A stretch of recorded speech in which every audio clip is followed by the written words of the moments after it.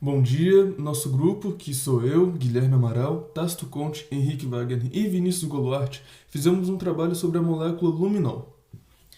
Então, o luminol é uma molécula orgânica que, quando misturada com um agente oxidativo apropriado, é capaz de produzir um brilho azulado através de reações químicas. Puro, o luminol é um pó amarelado insolúvel em água, mas solúvel na maior parte dos solventes orgânicos polares. Comumente, se utiliza água oxigenada como agente oxidativo para o luminol, mas a reação é muito lenta e não é possível observar a olho nu. Para isso, se utiliza um catalisador metálico, como ferro ou cobre, que acelera a reação e torna visível a luz característica da molécula. Apesar de ter seu uso dentro da biologia e até mesmo na caça, o luminol é principalmente usado na perícia forense, para identificação do sangue em cenas de crime. Na ciência forense, ele é utilizado para identificar vestígios de sangue reagindo com o ferro presente neste. Mesmo que o local tenha sido limpo e nenhum sangue seja visível a olho nu, o ferro presente no sangue é absorvido pelas fibras do tecido que tiveram em contato, como roupas, tapetes e etc. Na prática, durante a investigação de uma cena do crime, os investigadores apagam as luzes e fecham as janelas para escurecer o ambiente. Então, borrifam um composto de luminol com água oxigenada na área suspeita e esperam para ver se alguma reação acontece. O método funciona muito bem porque o luminol é catalisado com quantidades mínimas de ferro, então qualquer pequeno vestígio de sangue é o suficiente para ver o brilho a olho nu. No entanto, existem situações em que ele pode não funcionar, como é o caso de ambientes com muito metal. Por reagir com ferro e cobre, qualquer ambiente com esses elementos vai desencadear a quimioluminescência do luminol. Portanto, não é possível distinguir se o brilho vem do sangue ou pelo metal do ambiente. A síntese do luminol ela vai ser feita, então, com a desidratação de um ácido, que seria o ácido 3-nitrofitálico, com a hidrazina, formando 3-nitrofital hidrazida. O grupo nitro ele vai ser reduzido, então, com o ditionito, ditionito de sódio para a formação de um grupo amino. Quando nós vamos fazer nessa nitração de um composto contendo anel aromático, o HNO não é reativo o suficiente.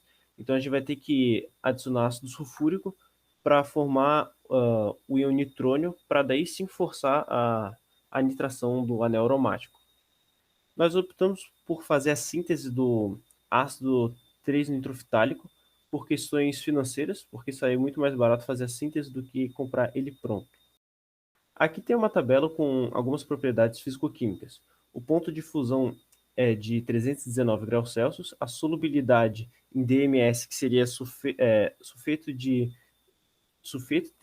dimetila, é de 50 gramas por ml, e a estabilidade dele é consideravelmente boa. Ela é considerável estável, embora ela possa sofrer combustão, e ela é incompatível com alguns reagentes, como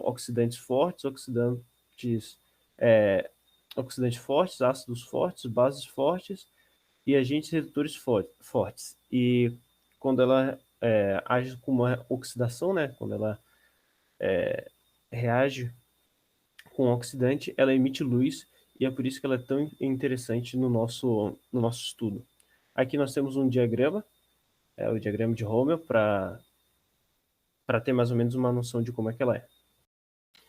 Os objetivos da nossa pesquisa, então, vai ser o quê? Realizar a síntese da molécula de luminol, e os objetivos específicos vai ser sintetizar a partir do anidrofitálico, né, esse luminol. Mas nós vamos usar a filtração a vácuo, vamos fazer a purificar usando o método de recristalização e vamos fazer a caracterização no fim por dois métodos, né? Tanto por adição de oxidante quanto pelo ponto de fusão. Sobre materiais, nós usamos um becker de 150 ml e um de 400 ml, um Erlenmeyer de 200 ml, uma pipeta graduada de 25 ml, um funil de vidro, uma panela de vidro, um agitador e barra magnética, uma chapa aquecedora, um bastão de vidro, uma bomba de vácuo, um funil de Büchner de 250 ml, um Kitasato de 250 ml também, mangueiras para bomba de pressão, então ela vai ter uma grossura diferente das mangueiras convencionais, papel filtro, plástico filme, espátula de metal e o termômetro. Quanto aos reagentes, nós vamos usar um anidrofitálico, um HNO3 concentrado, um ácido sulfúrico concentrado, um sulfato de hidrazina, um acetato de sódio triidratado, um etanol a 95%, um glicerol, um carbonato de amônio, NaOH a 10% e ditionito de sódio, além de também usar o ácido acético glacial. Esta síntese envolve reagentes perigosos, portanto, deve-se sempre fazer uso dos EPIs dentro do laboratório, como jaleco, luvas e óculos. A adição de ácidos fortes, como o ácido sulfúrico e o ácido nítrico, e outros compostos voláteis deve sempre ser feita dentro da capela. Certas reações ocorrerão em temperaturas elevadas, portanto, deve-se tomar cuidados extras. O luminol é irritante à pele e a hidrazina é extremamente tóxica. Tanto é que optamos por utilizar o sulfato de hidrazina, que é menos tóxico, mas ainda assim, o cuidado deve ser redobrado. Nitração do anidrito ftálico. Sobre o agitador, posicionar um Erlenmeyer de 200 ml com uma barra magnética. Adicionar 30 gramas de anidrito ftálico e 28,4 ml de ácido nítrico concentrado, iniciando a agitação com barra magnética. Deixar agitar por alguns segundos e adicionar lentamente 28,4 ml de ácido sulfúrico concentrado, considerando que sua adição é bem isotérmica. Para o aquecimento em banho-maria, preparar uma armadilha de funil invertido para neutralizar qualquer vapor de dióxido de nitrogênio a ser liberado. Encher uma panela de vidro com água e colocar um Erlenmeyer dentro. Esquentar até aproximadamente 100 graus Celsius durante 2 horas. Retirar o Erlenmeyer do banho-maria e deixar esfriar, cuidando para que o dióxido de nitrogênio seja neutralizado, tornando seguro remover a armadilha. Em um becker de 200 ml com 75 ml de água destilada, adicionar a mistura da reação com cautela, pois sua dissolução é isotérmica e deve esquentar um pouco. Lavar o Erlenmeyer com uma quantidade mínima de água destilada e adicionar o becker, mexendo a mistura com bastão de vidro. Cobrir o topo do becker com plástico filme e deixar esfriar em um freezer. Preparar um aparato de filtração a vácuo e transferir os conteúdos do becker para o funil de Büchner. Continuar o vácuo para remover a maior quantidade de água possível.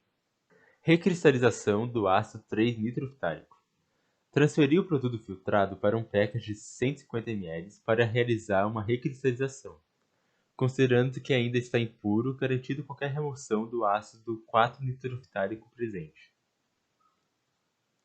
Em outro becker, de 150 ml, adicionar água deionizada.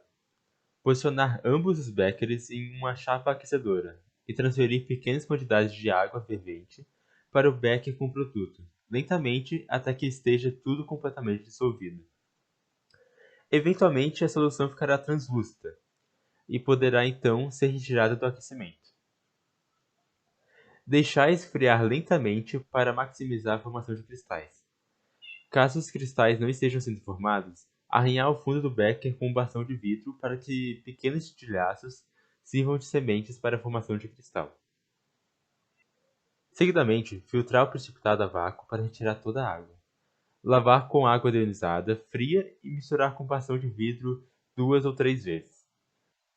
Succionar toda a água e raspar o ácido 3-nitroftálico das paredes do funil de Büchner. Deixar secar completamente por um dia e transferir o pó para um recipiente adequado. Para a síntese da 3-nitroftal-hidrazida, será feita a desidratação do ácido 3-nitroftálico. Em um becker de 150 ml, adicionar 5 gramas de ácido 3-nitroftálico junto de 3,5 gramas de sulfato de hidrazina e 5 gramas de acetato de sódio triidratado. A ordem de adição não é relevante. Dissolver em 20 ml de água destilada e misturar com uma espátula de metal. Posicionar o becker contendo a mistura sobre uma chapa aquecedora para aquecimento com agitação com barra magnética. Isso permitirá uma dissolução completa. Quando a solução começar a ferver, adicionar 25 ml de glicerol, posicionar um termômetro. Aquecer e manter em aquecimento até chegar entre 200 a 220 graus Celsius por 5 minutos. Aqui é uma observação importante a ser feita. A temperatura chegará em 120 graus Celsius lentamente e, de maneira abrupta, chegará até os 200. Ela pode facilmente ultrapassar esta casa e degradar o produto, portanto, manter um olho atento ao termômetro. Desligar então a chapa aquecedora e deixar esfriar até 100 graus Celsius. Adicionar 80 ml de água com 0,2 gramas de carbonato de amônio para lavar o sulfato de sódio e o glicerol. Preparar, preferencialmente, um aparato de filtração a vácuo, mas podendo ser a gravidade também. Transferir os conteúdos do becker para o funil de Büchner e iniciar a filtração. Lavar o becker meticulosamente, adicionando as lavagens ao funil e misturar para garantir uma lavagem completa. Lavar as paredes do funil com a pseta com água destilada e manter o vácuo para deixar o mais seco possível. Transferir então a 3-nitroftal-hidrazida para um recipiente adequado. Para a síntese do luminol, será feita a redução do grupo nitro para amino da 3-nitroftal-hidrazida. Transferir a 3-nitroftal-hidrazida em um becker de 150 ml e adicionar 50 ml de uma solução de 10% de hidróxido de sódio. Misturar com um agitador magnético até que esteja tudo dissolvido. Adicionar à solução 15 gramas de diotinito de sódio. Tapar o becker com um vidro relógio e esquentar em uma chapa aquecedora até a fervura durante 5 minutos. Pipetar então 25 ml de ácido acético glacial lentamente. O objetivo é atingir a neutralidade. Preparar um aparato de filtração a vácuo. Transferir os conteúdos do becker para o funil de Büchner. Lavar as paredes do funil com a pseta de água. Misturar com bastão de vidro. Transferir para o becker de 150 ml e adicionar um pouco de etanol. Trazer os conteúdos para uma fervura e adicionar etanol quente de modo arbitrário, onde a maior parte do produto esteja dissolvido. Decantar a solução para um becker de 400 ml. Esperar esfriar até a temperatura ambiente e transportar para um freezer. Filtrar a vácuo repetidas vezes, lavando o becker e as paredes do funil com etanol fresco. Manter o vácuo até estar tudo completamente seco. Para a purificação do luminol, será feita a recristalização dele. Dissolver o produto em uma solução de 5% de hidróxido de sódio em temperatura ambiente, até próxima de sua saturação, que é 200 gramas por litro. Esfriar a solução em um banho de gelo e deixar cristalizar por 4 horas. Recuperar o luminol por filtração a vácuo e lavar o frasco com volume mínimo de NaOH 5% gelado.